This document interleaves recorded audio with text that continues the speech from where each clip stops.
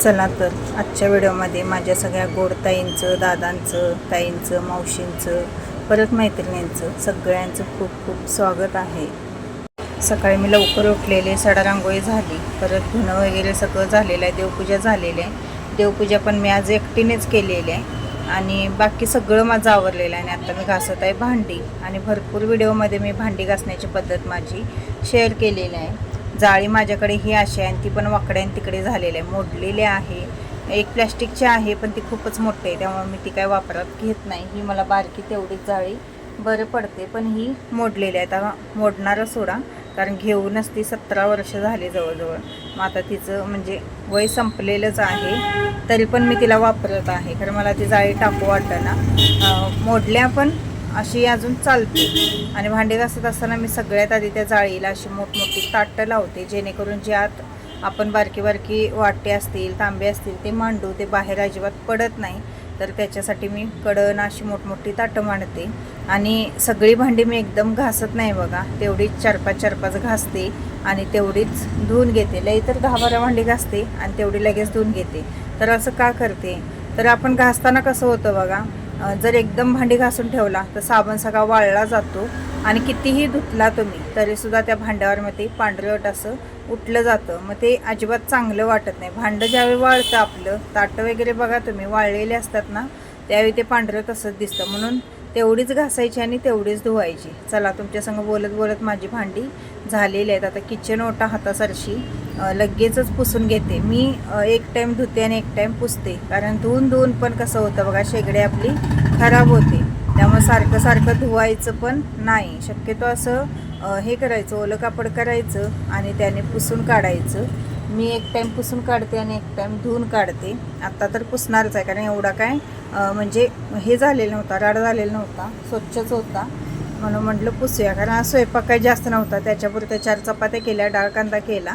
रात्रीच्या चपात्या वगैरे होत्या, तो म्हणायला लागलेला की मम्मी तेच दे, पण नको वाटतं, कारण दुपारी 2ला खाणार तो आणि ते आपल्यालाच बरं वाटत नाही. दुपारी 2पर्यंत म्हणजे ते चपात्या पण एकदम अशा वातड होतात आणि भाजी नाही राहिली म्हणजे मग उपाशीच राहायची पाळी येणार. आणि आज हे नसल्यामुळे तो सकाळी 7लाच गेलेला आहे.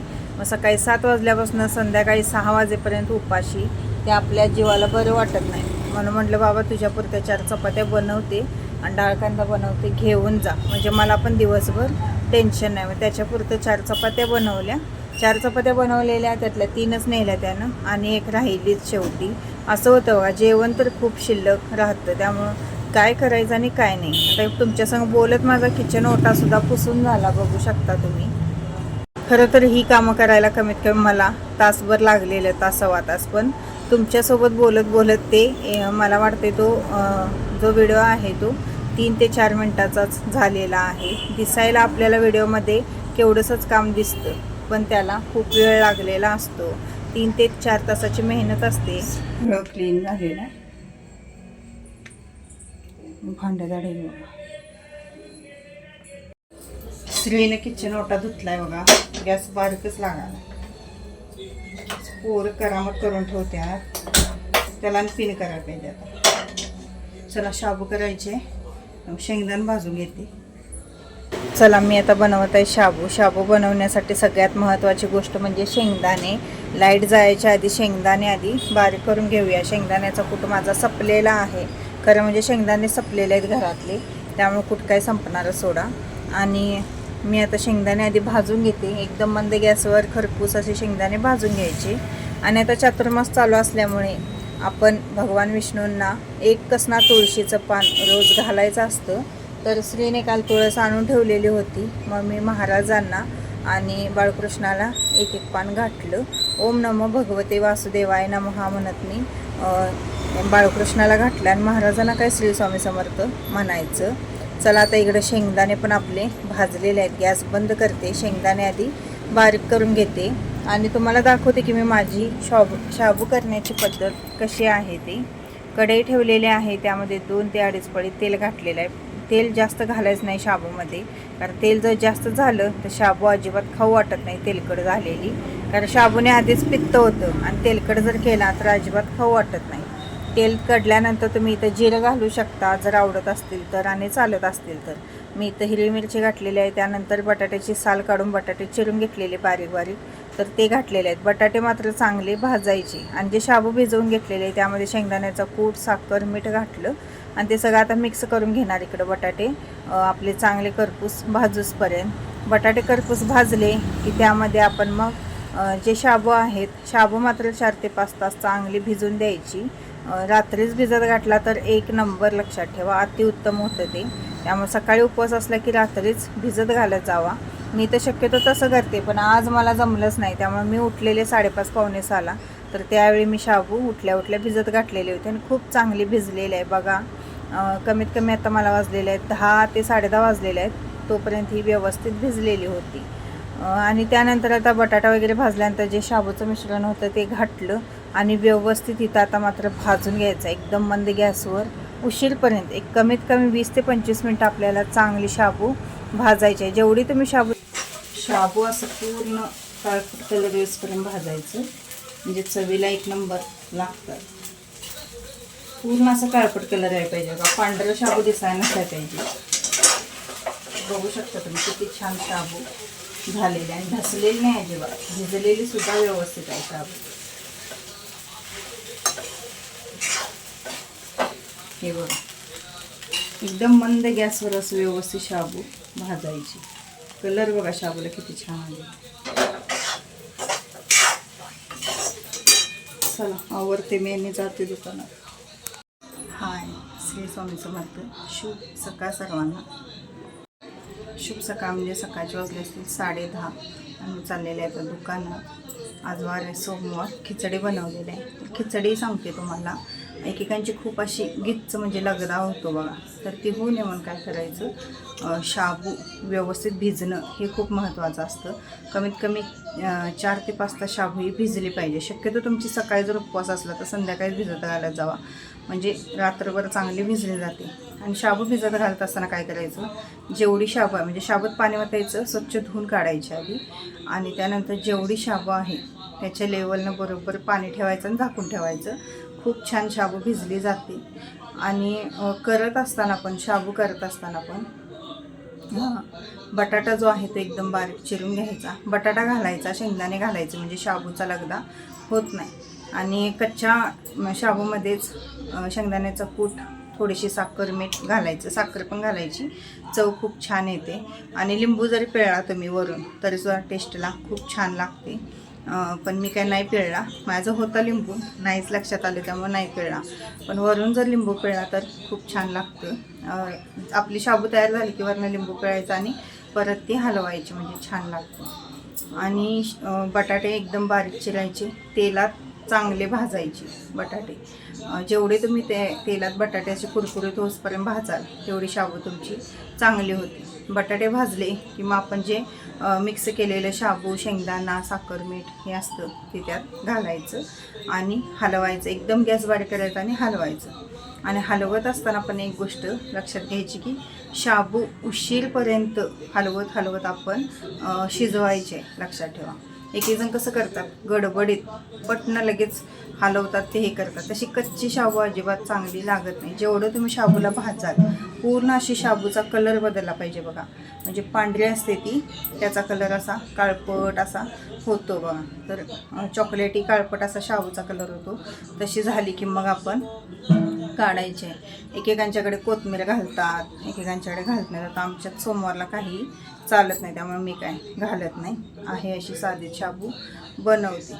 तर शाबू बनवण्याच्या वेगवेगळ्या पद्धती आहेत. आता कोण हिरवी मिरची घालतं, कोण बुक्का घालतं. बुक्का म्हणजे बेडगी मिरची पावडर घालतं.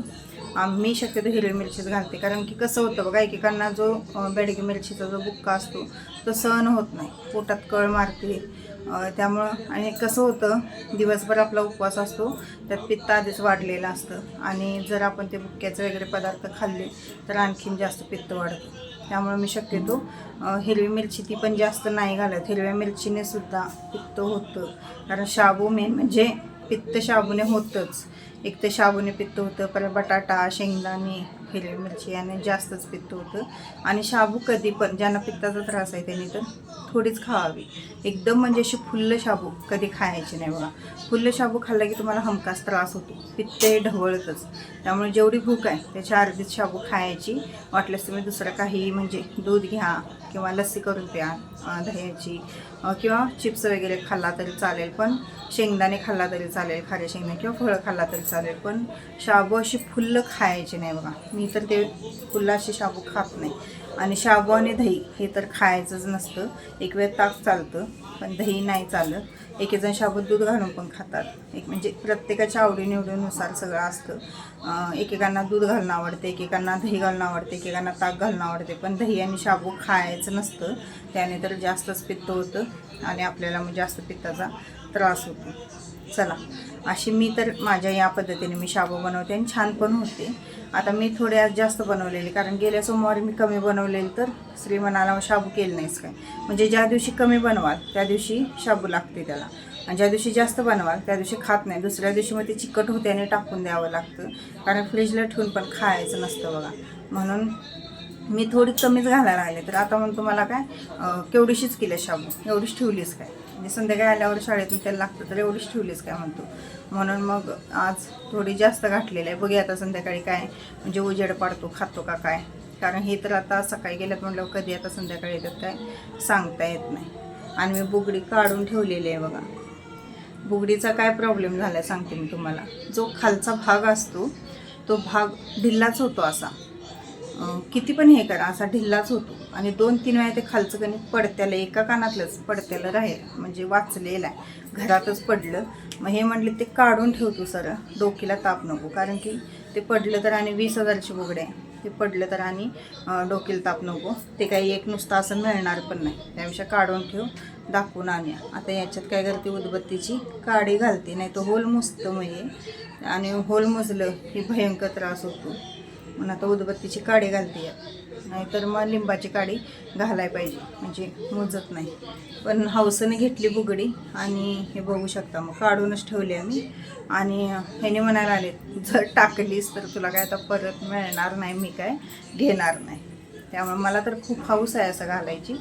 पण आमच्या नवऱ्याने सरळ सांगितलेलं आहे की तुला काहीही मिळणार नाही ते टाकलीस तर. तुला घेताना बघून घेता आलं नाही का. खरं घेताना मी बघूनच घेतलेलं व्यवस्थित असं, म्हणजे मी घातलं काय नव्हतं तिथं, घरात आल्यावर घातलं. पण आत्तासुद्धा ती व्यवस्थित अशी आवळली की घट्ट बसते. पण नंतर काय होतं माहिती आहे, नंतर ती आपोआपच लूज होते. आणि मग कसं होईल, कुठं आपण रस्त्यानं जात असताना ते ढिलवून पडलेलं पण आपल्याला कळायचं नाही. म्हणून म्हटलं जाऊन तिकडं रिस्क नको. परत कोल्हापुरात आणले, त्यामुळे कोल्हापुरात गेल्यावर बघायला येते, दाखवायला येते. तोपर्यंत काढून ठेवले. आणि कान कसा दिसतो बघा आता काढल्यावर, घातल्यावर कसा दिसतो. शेवटी म्हणजे स्त्रियांना अलंकाराशिवाय शोभा नाही, लक्षात ठेवा. जे केलं ते कशाला केलं. आणि आता ह्याच्या खोट्या अशा बुगड्या आल्यात बघा, इथं असं त्याला अडकवायचं असतं आणि इथं असं हिथनं असं घालायची असते ती बुगडी, पूर्ण अशी कान भरून बुगडी. खूप छान आहे ती, पण मला वाटते 100 रुपयाला काहीतरी बुगडी आहे, पण असली मस्त आहे. पूर्ण अशी कान भरून असते ती, मस्त आहे. पण मी तेवढी मोठी काय नाही घेणार, त्यातली एक बारकी पण असते ती घेणार आहे. कधी तर आपल्याला घालायला म्हणजे सणावाराला छान वाटतं, घेतल्यावर नक्की दाखवेल. चला जाते मी दुकानात. आता श्री गेलेला आहे, हे गेलेले आहे, मी एकटीच आहे, जाणार आहे. आता सगळं किचन ओटातील सगळं क्लीन केलं आहे, सगळं स्वच्छ केलं, कारण संध्याकाळी आली की एवढं भयंकर कंटाळा येतो काय विचाराय नको. त्यामुळे म्हटलं आत्ताच सगळं स्वच्छ करून गेलेलं बरं. म्हणून सगळं स्वच्छ केले आणि संध्याकाळी आल्यावर का मग संध्याकाळचा स्वयंपाक केला तर चालतो. आता डबा भरून घेते आणि जाते. व्हिडिओ कसा वाटला, काय वाटला ते कमेंटद्वारे नक्की कळवा. व्हिडिओ आवडल्यास प्लीज चॅनलला सबस्क्राईब करा. व्हिडिओला लाईक, शेअर आणि कमेंट करायला विसरू नका. व्हिडिओला लाईक आणि कमेंट मात्र करत जावा, कारण त्या माझ्यासाठी खूप महत्त्वाच्या आहेत. चला भेटूया उद्याच्या व्हिडिओमध्ये. तोपर्यंत श्री स्वामी समर्थ.